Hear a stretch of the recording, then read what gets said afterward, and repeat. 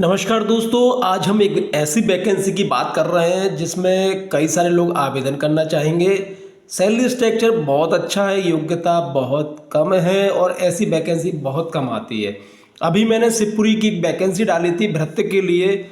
मेरे पास व्यक्तिगत तौर पर बहुत सारे फ़ोन आ गए थे कई सारी जानकारी के लिए। उसमें एक परेशानी थी कि उसमें लास्ट डेट नहीं बताई गई थी, लेकिन इस वाली वैकेंसी में लास्ट डेट भी बताई गई है। तो जी हाँ, मैं बात कर रहा हूँ मध्य प्रदेश राज्य विधिक सेवा प्राधिकरण जबलपुर की। एक अच्छी बात यह है कि जबलपुर की वैकेंसी है, मध्य प्रदेश की वैकेंसी है। आइए आज हम इसके विषय में जानते हैं। और मैं जो मेरे वीडियो देखते हैं उन लोगों से एक बात कहना चाहता हूँ कि प्लीज़ अगर आप जॉब वास्तव में करना चाहते हैं तो कम से कम एक या दो बार वीडियो को जरूर देखें। कई बार क्या होता है कि आप ऐसे कमेंट करते हैं कि जिनका कोई औचित्य होता ही नहीं है, वो बात बहुत ज़्यादा वीडियो में बताई गई होती है। यदि आप अपने जीवन के प्रति थोड़ा सा भी सजग है तो प्लीज़, जरूर नहीं कि मेरे वीडियो, जिस भी वीडियो को देखना चाहते हैं आप, जिस भी जॉब से रिलेटेड वीडियो देखना चाहते हैं तो प्लीज़ उस पर भी समय बिताएं। कारण क्या है कि हम लोग बहुत मेहनत करके ये चीज़ों को लेके आते हैं। चलिए हम बात करते हैं, आगे बढ़ते हैं। मध्य प्रदेश राज्य विधिक सेवा प्राधिकरण तथा जिला विधिक सेवा प्राधिकरण में भृत्य चपरासी के 21 तथा आदेश तामीलकर्ता के 10 पद, कुल 31 पदों हेतु वेतनमान है इसका 15,500 रुपये से 49,000 रुपये में इच्छुक उम्मीदवारों से ऑनलाइन आवेदन पत्र आमंत्रित किए जाते हैं। आवेदन करने की अंतिम तिथि 4 मार्च 2024 सोमवार। आवेदन में त्रुटि सुधार करने की अंतिम तिथि 7 मार्च 2024 गुरुवार। अनुवीक्षण स्क्रीनिंग साक्षात्कार दिनांक बाद में अधिसूचित किया जाएगा। पहले फॉर्म भर दीजिए, बाद में आपको जानकारी इसकी दे दी जाएगी। वेतनमान 15,500 से लेकर 49,000 है, बहुत अच्छा वेतनमान है। खंड आ, कृपया आवेदन पत्र भरने से पहले सावधानी पूर्वक निर्देशों को पढ़ लें। यही बात मैं आपसे बोल रहा था कि प्लीज प्लीज प्लीज जब भी आप किसी भी चीज़ का फॉर्म भरें तो आवेदन पत्र भरने से पहले सावधानी पूर्वक जो शर्तें उनको नियमों को पढ़ लें। आवेदन पत्र दिनांक से विज्ञापन दिनांक से दिनांक 4 मार्च 2024 सोमवार को रात 11:59 बजे तक ऑनलाइन भरे जा सकते हैं। टाइम बहुत है, इंतजार मत करिए, आज ही फॉर्म भर दीजिए। यदि किसी अभ्यर्थी द्वारा ऑनलाइन आवेदन भरने के बाद निर्धारित शुल्क का भुगतान करने के पश्चात उसके द्वारा कोई त्रुटि सामने आती है, यदि कोई ऐसा बच्चा है, ऐसी कोई एम्प्लॉय है जिसने भुगतान कर दिया है और कोई त्रुटि सामने आई है, तो ऐसे अभ्यर्थी दिनांक 7 मार्च 2024 गुरुवार रात 11:59 बजे तक संबंधित त्रुटि को एमपी ऑनलाइन द्वारा प्रत्येक ट्रांजैक्शन के लिए निर्धारित शुल्क ₹50 प्लस 18% जीएसटी जमा कर सुधार कर सकेंगे। परंतु इसके पश्चात भी यदि अभ्यर्थी द्वारा असत्य या गलत जानकारी ऑनलाइन आवेदन में दी जाती है तो ऐसी स्थिति में आवेदक की अभ्यर्थता निरस्त कर दी जाएगी। एक बार कोई गलती हो गई, कर दीजिए सही, 50 रुपये लगेंगे, 18% जीएसटी लगेगी। उसके बावजूद भी यदि आपसे कोई ऐसी गलती होती है, असत्य जानकारी होती है, तो आपका आवेदन निरस्त कर दिया जाएगा। परीक्षा शुल्क और पोर्टल। परीक्षा शुल्क सभी वर्गों के आवेदकों के लिए एमपी ऑनलाइन को दे पोर्टल शुल्क 100 रुपये प्लस 18% जीएसटी दे होगा। चाहे आप किसी भी कैटेगरी से आते हो, सभी के लिए 100 रुपये रखा गया है, 18% जीएसटी रहेगा। ऑनलाइन आवेदन भरने संबंधी महत्वपूर्ण जानकारी। आवेदन पत्र वेबसाइट www.mpionline.gov.in पर ऑनलाइन उपलब्ध है। परीक्षा आवेदन फॉर्म ऑनलाइन मध्य प्रदेश राज्य के जिला, तहसील एवं ब्लॉक एवं कुछ ग्राम पंचायत स्तर पर स्थापित एमपी ऑनलाइन के अधिकृत कियोस्कों के माध्यम से भरा जा सकता है। एमपी ऑनलाइन के अधिकृत कियोस्कों की सूची के लिए यदि आपको सूची देखना है तो mpionline.gov.in पर ऑथोराइज्ड कियोस्क लिंक देखें। आवेदन इंटरनेट कैफे के माध्यम से या घर बैठे स्वयं भी अपना ऑनलाइन फॉर्म भर सकते हैं। इंटरनेट कैफे या स्वयं घर बैठे कंप्यूटर द्वारा इंटरनेट के माध्यम से आवेदन फॉर्म भरने की विधि। देखिए, यदि आप घर से फॉर्म भर रहे हैं तो ये पूरी विधि दी हुई है। ये मैं आपको चलो थोड़ा सा बता देता हूँ क्योंकि वीडियो बहुत बड़ा हो जाता है। कई लोगों का ये कहना सर वीडियो बहुत बड़ा होता है, मैं करूँ क्या, क्योंकि मुझे पूरी एक तो जानकारी देनी होती है और ऊपर से वीडियो छोटा करना होता है, तो ये संभव नहीं है। या तो पूरी जानकारी होगी या वीडियो छोटा होगा। आवेदक सबसे पहले हम एमपी ऑनलाइन खोलेंगे, वेबसाइट के माध्यम से नागरिक सेवाओं पर जाएंगे, होम पेज ऑप्शन में क्लिक करेंगे, फिर ड्रॉप डाउन लिस्ट से आवेदन ऑप्शन पर क्लिक करने के पश्चात MP state legal service authority के लोगो पर क्लिक करके तत्पश्चात एप्लीकेशन एंड सर्विस ऑप्शन में उपरोक्त पद हेतु ऑनलाइन आवेदन करने के लिए दी गई लिंक पर क्लिक करें। आवेदन ऑनलाइन फॉर्म भरने से पहले एडवर्टाइजमेंट को क्लिक कर दी गई समस्त जानकारी शर्तों को अच्छी तरह से पढ़ ले। उसके उपरांत ही ऑनलाइन अप्लाई करने के लिए फॉर्म को क्लिक करें। इसके उपरांत आवेदक को स्क्रीन पर ऑनलाइन फॉर्म दिखाई देगा। आवेदक को फॉर्म में मांगी गई समस्त जानकारियां सही भरना अनिवार्य है। आवेदक को फॉर्म पृष्ठ पर नीचे की ओर एक बटन ब्राउज दिखाई देगा। इसमें आवेदक को अपना नवीन रंगीन फोटो हस्ताक्षर सहित अटैच करना है। इस बटन के नीचे आवेदक को फोटो हस्ताक्षर के लिंक प्रारूप हेतु इस लिंक पर क्लिक करें दिखाई देगी। हाइपर लिंक को क्लिक करने पर हस्ताक्षर सहित फोटो के फॉर्मेट का प्रिंट लेकर उचित स्थान पर फोटो चिपका कर उसके नीचे हस्ताक्षर करें। इसके उपरांत उक्त फॉर्मेट को स्कैन कर .jpg फॉर्मेट में सेव सुरक्षित करें।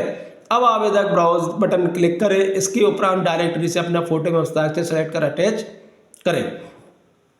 आवेदक ऑनलाइन फॉर्म को पूर्ण रूप से भरने के बाद उसे अच्छी तरह से पढ़ ले। फॉर्म भरने के बाद अच्छी तरह से जरूर पढ़ लें और यह सुनिश्चित कर लें कि फॉर्म में जो भी जानकारी भरी गई है वह सही है। यदि फॉर्म में कोई गलत जानकारी भर दी गई है तो पुनः उसे ठीक कर लें। इसके उपरांत सबमिट बटन दबाएं। इससे आवेदक को एक आवेदन फॉर्म नंबर प्राप्त होगा। इसके उपरांत आवेदक परीक्षा शुल्क के भुगतान के लिए प्रोसीड टू पेमेंट बटन दबाएगा तो उसे परीक्षा शुल्क भुगतान हेतु दो ऑप्शन दिखाई देंगे, क्रेडिट या debit card, internet banking. Credit या डेबिट कार्ड के माध्यम से परीक्षा शुल्क का भुगतान आवेदक किसी भी इंटरनेट कैफे या घर बैठे भी स्वयं ही इंटरनेट के माध्यम से कंप्यूटर द्वारा अपना फॉर्म भर सकता है। ऑनलाइन फॉर्म भरने के उपरांत परीक्षा शुल्क का भुगतान किसी भी बैंक के क्रेडिट या डेबिट कार्ड के माध्यम से किया जा सकता है। आवेदक द्वारा फॉर्म भरने के उपरांत परीक्षा शुल्क का भुगतान करने के लिए प्रोसीड टू पेमेंट बटन दबाने पर कंप्यूटर स्क्रीन पर संबंधित बैंक का पेमेंट गेटवे दिखाई देगा, जिससे का भी आपके पास बैंक का क्रेडिट कार्ड है वो सब दिखाई देगा। इसमें क्रेडिट या डेबिट कार्ड का विवरण भरने के उपरांत कन्फर्म बटन दबाकर परीक्षा शुल्क भुगतान की प्रक्रिया सफलतापूर्वक पूर्ण होने के बाद कंप्यूटराइज्ड रसीद प्राप्त होगी, जिस पर उसकी ट्रांजैक्शन संबंधी जानकारी भी अंकित होगी। आवेदक इस रसीद को संभाल कर रखे। ध्यान रखिए, जब आप फॉर्म भरेंगे, पैसे जमा करेंगे, उसके बाद एक रसीद निकलेगी, उस रसीद को आप बहुत ज़्यादा संभाल कर रखिएगा। इंटरनेट बैंकिंग के माध्यम से परीक्षा शुल्क का भुगतान आवेदक चाहे तो स्वयं घर बैठे इंटरनेट या इंटरनेट कैफे के माध्यम से फॉर्म भर का परीक्षा शुल्क का भुगतान इंटरनेट बैंकिंग सुविधा से कर सकता है। इसके लिए आवेदक के पास नेट बैंकिंग सुविधा होना अनिवार्य है। आवेदक ऑनलाइन फॉर्म भरने के उपरांत प्रोसीड टू पेमेंट बटन दबाएगा। यहाँ पर उसे इंटरनेट बैंकिंग ऑप्शन दिखाई देगा। इसे क्लिक करने पर वह अपने बैंक द्वारा प्रदान यूजर आईडी पासवर्ड डालकर लॉगिन करेगा। इस प्रक्रिया से आवेदक अपने बैंक अकाउंट से शुल्क का भुगतान कर सकता है। सफलतापूर्वक भुगतान प्रक्रिया पूर्ण होने के बाद आवेदक को स्क्रीन पर पावती नंबर और आवेदक का विवरण दिखाई देगा। इसका प्रिंट अवश्य ले लें। एमपी ऑनलाइन कियोस्क के माध्यम से आवेदन फॉर्म भरने की विधि ये मैं आपको बिल्कुल नहीं बता रहा हूँ। ये आप एमपी ऑनलाइन पर जाइएगा, वो इसका फॉर्म भर देंगे। उसके बावजूद भी यदि आपको ऐसा लगता है तो आप इस वीडियो को देखेंगे तो इसमें मैं इसको रोक रहा हूँ और इसमें आप इसका स्क्रीनशॉट खींच सकते हैं और इसके बाद उसे बता सकते हैं। ठीक है, चलिए। आवेदक के पास क्रेडिट नेट बैंकिंग उपलब्ध नहीं है, वो स्वाभाविक सी बात, वहाँ से फॉर्म भरा हो जाएगा आपका। और मैं अब आगे आता हूँ क्योंकि इसमें बहुत सारी चीज़ें ऐसी हैं जो मुझे बतानी होगी। सबसे बड़ी चीज़, यदि आपको ऑनलाइन फॉर्म भरने में कोई समस्या आती है, यदि आपको ऑनलाइन फॉर्म भरने में कोई समस्या आती है तो नीचे दर्शाए गए दूरभाष नंबर पर तत्काल संपर्क करें एवं समस्या का समाधान न होने पर एमपी ऑनलाइन के होम पेज पर संपर्क करें। में क्लिक करें तथा शिकायत विकल्प में जाकर अपनी शिकायत दर्ज करें। कस्टमर केयर 8:30 बजे से शाम को 7:30 बजे तक। 0755 67 20 200 MP ऑनलाइन कार्यालय दूरभाष क्रमांक 0755 67 20 222। 3rd floor, state IT park, Abbas Nagar, near RGPB Gandhinagar, Bhopal. पदनाम, वेतनमान और अर्हता। अब हम बात करते हैं कि इसमें पद क्या होगा, वेतन क्या होगी और योग्यता क्या होगी। इसी का हमें इंतजार है। पद का नाम है भृत्य या आदेश तामील करता। वेतनमान 7वें वेतनमान के अनुसार वेतन रहेगा 15,500 रुपये से लेके 49,000। न्यूनतम शैक्षणिक योग्यता 8वीं कक्षा मान्यता प्राप्त बोर्ड से या केंद्रीय सरकार, राज्य सरकार, सक्षम प्राधिकारी द्वारा मान्यता प्राप्त विद्यालय से उत्तीर्ण। टिप: आवेदन पत्र प्रस्तुत करते समय आवेदक को उपरोक्त अनुसार दर्शित न्यूनतम शैक्षणिक अर्हताएं आवेदक की अंतिम तिथि तक उत्तीर्ण होना आवश्यक है। इसका मतलब ये है कि जब भी आप इसका आवेदन करेंगे उसके पहले की आपके पास ये मार्कशीट होनी चाहिए। भृत्य के 21 पदों का आरक्षण विवरण इस प्रकार है। क्रमांक, रोस्टर। सामान्य के पद हैं भूतपूर्व सैनिक, विकलांग, महिलाओं के लिए 33% कुल पद। अनारक्षित 3, अनुसूचित जाति 1, अनुसूचित जनजाति, अन्य पिछड़ा वर्ग, आर्थिक रूप से कमजोर वर्ग। योग इनका 11 है, सामान्य के इतने हैं, भूतपूर्व के इतने हैं, विकलांग के इतने, महिलाओं के लिए 6 और कुल पद इतने हैं। क्लियर? अब हम आगे बढ़ते हैं। तामीलकर्ता के 10 पद हैं। 10 पद के लिए ये स्थिति है: अनारक्षित, अनुसूचित जाति, अनुसूचित जनजाति, अन्य पिछड़ा वर्ग, आर्थिक रूप से कमजोर वर्ग। टोटल पद हैं 10। नोट: उक्त पदों में वर्गवार 20% पद मध्य प्रदेश राज्य विधिक सेवा प्राधिकरण के अंतर्गत संविदा पद पर कार्यरत कर्मचारियों के लिए सुरक्षित रहेंगे। उनके लिए रहेंगे जो संविदा पर काम कर रहे हैं 20%।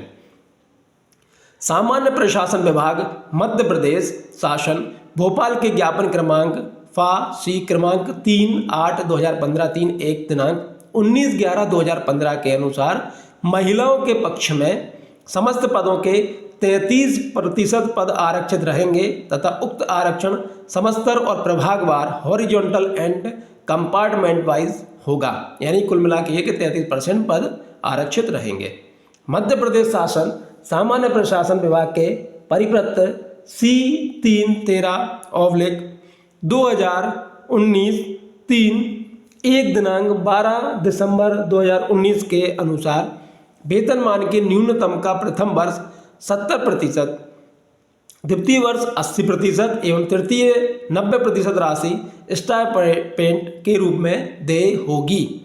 परीक्षा अवधि सफलतापूर्वक पूर्ण करने पर वेतनमान में वेतन दिया जाना प्रारंभ किया जाएगा। इसका मतलब ये है कि 3 वर्ष बाद आपको अवधि पूरी वेतन मिलना चालू हो जाएगी।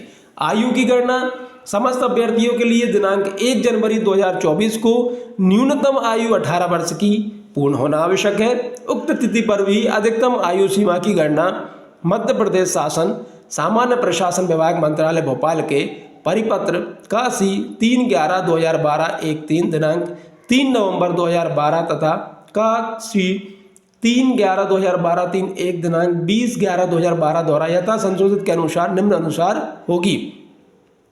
पुरुष आवेदक यदि पुरुष आवेदक है और अनारक्षित वर्ग से आता है तो उसकी अधिकतम आयु है 40 वर्ष।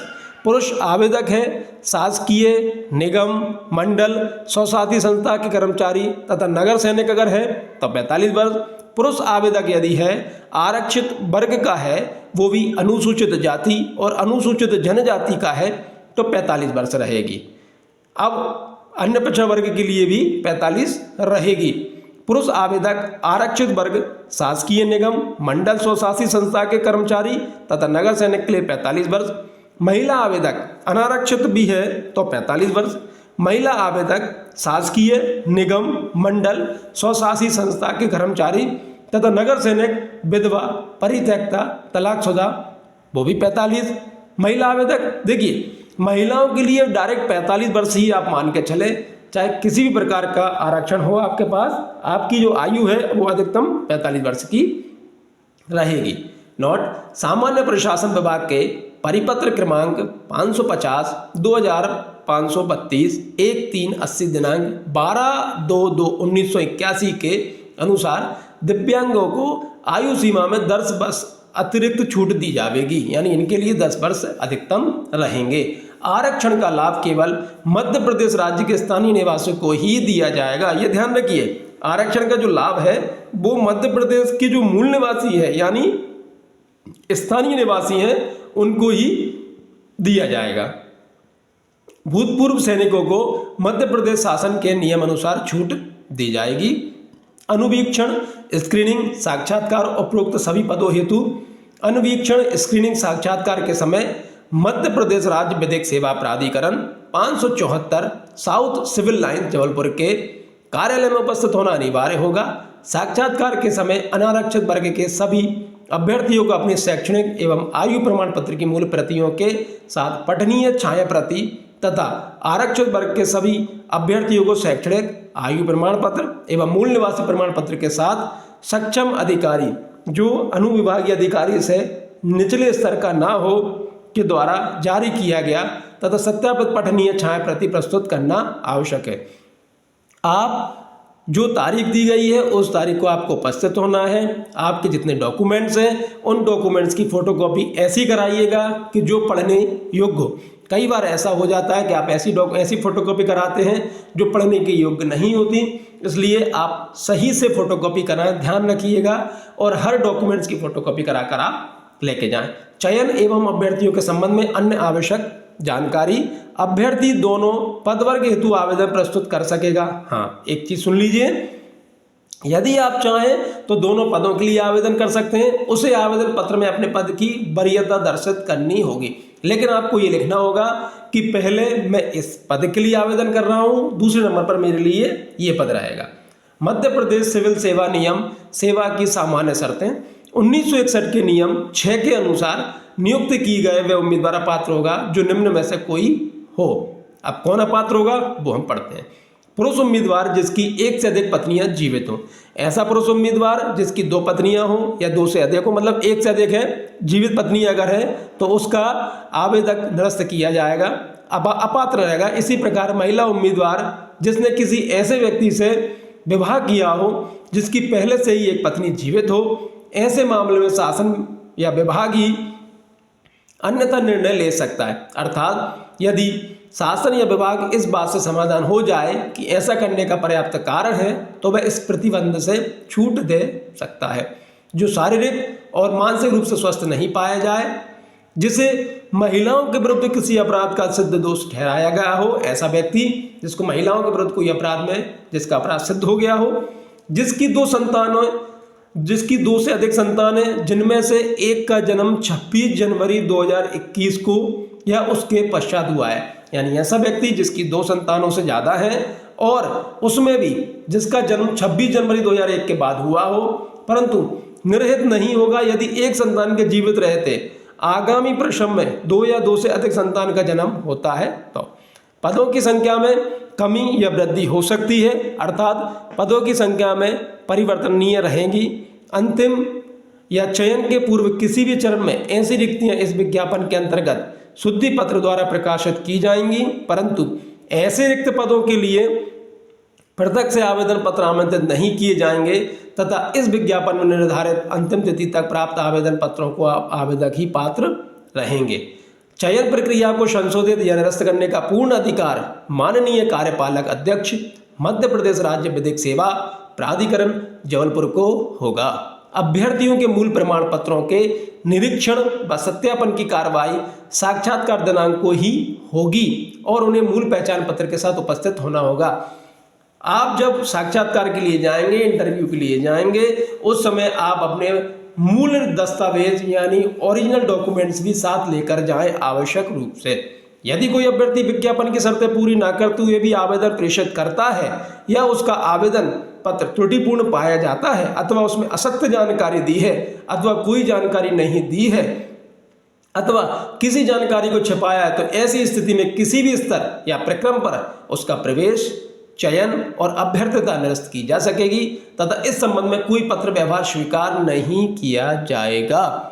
ध्यान से सुनिए, यदि आवेदन में आपने कोई गलती की है या कोई गलत जानकारी दी है या कोई जानकारी ही नहीं दी है या किसी जानकारी को आपने छिपाया है, ऐसी स्थिति में आपकी अभ्यर्थता निरस्त कर दी जाएगी।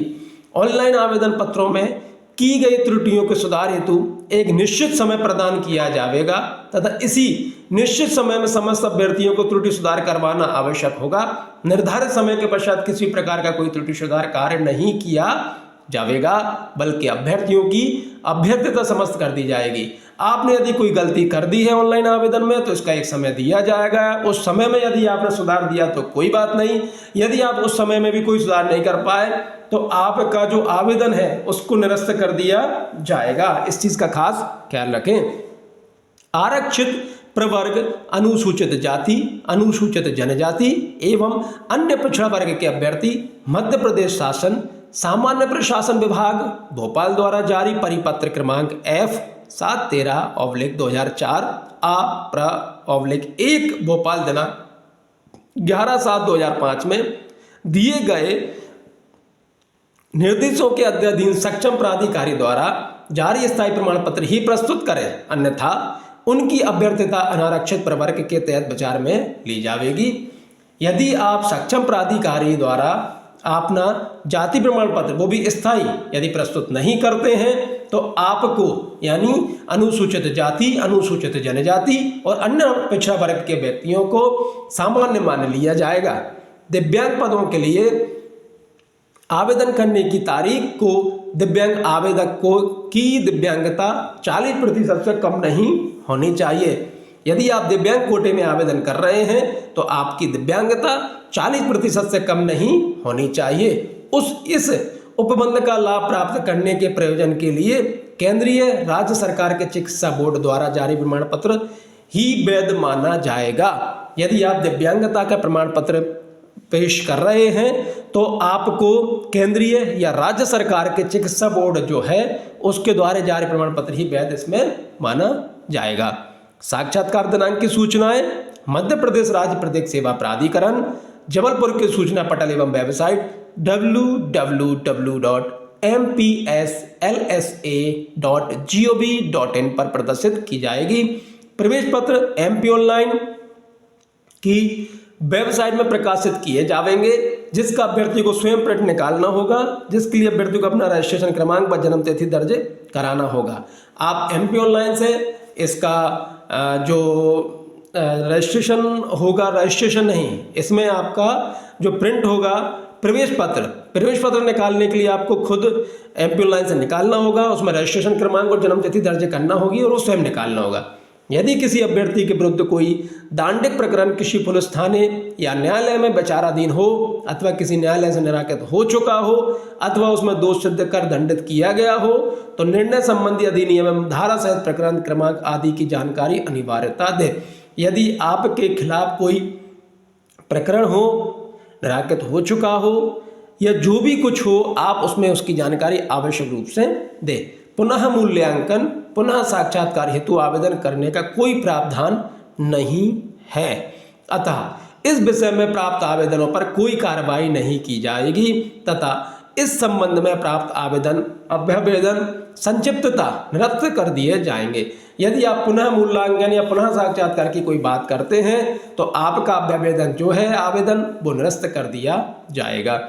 आवेदक को स्क्रीनिंग व साक्षात्कार की सूचना उनके मोबाइल नंबर पर SMS के माध्यम से एवं राज्य विधिक सेवा प्राधिकरण की वेबसाइट पर दी जाएगी, जिसमें आवेदक समय समय पर वेबसाइट एवं अपने मोबाइल की जांच करते रहें। सूचना न मिलने पर राज्य विधिक सेवा प्राधिकरण एवं MP ऑनलाइन की कोई जवाबदारी नहीं होगी। समय समय पर अपना मोबाइल में SMS आपके पास आते रहेंगे और आप इनकी जो वेबसाइट है राज्य विधिक सेवा प्राधिकरण की वेबसाइट पर लगातार नज़र बनाए रखें। जो भी सूचना होगी वो इस पर ही आएगी। इसमें इनका ये कहना है कि MP ऑनलाइन की कोई इसमें जवाबदारी नहीं होगी। प्राप्तांक स्कोर कार्ड, साक्षात्कार में सम्मिलित अभ्यर्थियों के प्राप्तांक या स्कोर कार्ड MP ऑनलाइन की वेबसाइट में अंतिम परिणाम घोषित होने के बाद प्रकाशित कर दिए जाएंगे। आपके स्कोर कार्ड MP ऑनलाइन पर प्रकाशित कर दिया जाएगा। अभ्यर्थी अपने प्राप्तांक या स्कोर कार्ड, अपनी आईडी, आवेदन क्रमांक आपका है, पासवर्ड, आपकी जन्मतिथि एवं ओटीपी रजिस्टर्ड मोबाइल नंबर पर भेजा जाएगा। जो भी आपने मोबाइल रजिस्टर किया होगा उस पर ओटीपी आएगी। सर लॉगिन करके देख सकते हैं तथा प्रिंट भी निकाल सकते हैं। मतलब आपका जब रिजल्ट आएगा तो रिजल्ट जो आएगा उसके लिए आपने आवेदन क्रमांक आपको आईडी के रूप में डालना है, पासवर्ड के रूप में आपको अपनी जन्म तिथि डालना है, ओटीपी आएगी आपके रजिस्टर्ड मोबाइल पर, उससे लॉगिन कर लें और आप अपना रिजल्ट निकाल लें। सूचना के अधिकार के तहत जानकारी, सूचना के अधिकार के तहत जानकारी मध्य प्रदेश राज्य विधिक सेवा प्राधिकरण जबलपुर से निर्धारित शुल्क जमा करके प्राप्त की जा सकेगी। यदि कोई ऐसा करना है आपको तो जो शुल्क है वो आप दीजिए और जानकारी लीजिए।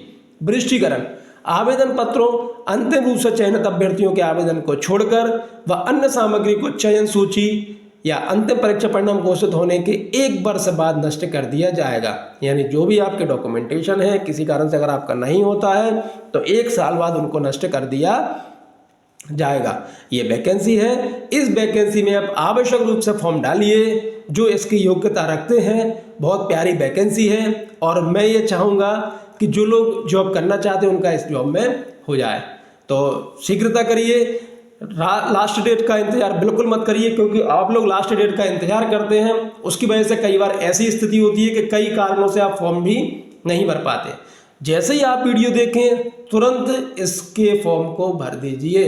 हालांकि समय बहुत है लेकिन फिर भी पता भी नहीं चलेगा कि ये समय हमारा कब खत्म हो गया। और जिसका सिलेक्शन हो जाए वो हमें कमेंट करके ज़रूर बताएं कि सर आपके इस वीडियो को देखकर मुझे इसका पता चला और मेरा इसमें सिलेक्शन हो गया। हमें ऐसा हम कुछ तो नहीं कर पाएंगे, आपको सब शुभकामनाएं ही दे पाएंगे हमें, लेकिन अच्छा लगेगा कि चलिए हमारे वीडियो से आपका कुछ अच्छा हुआ, आपकी कुछ मदद हुई। बहुत बहुत धन्यवाद। Thank you.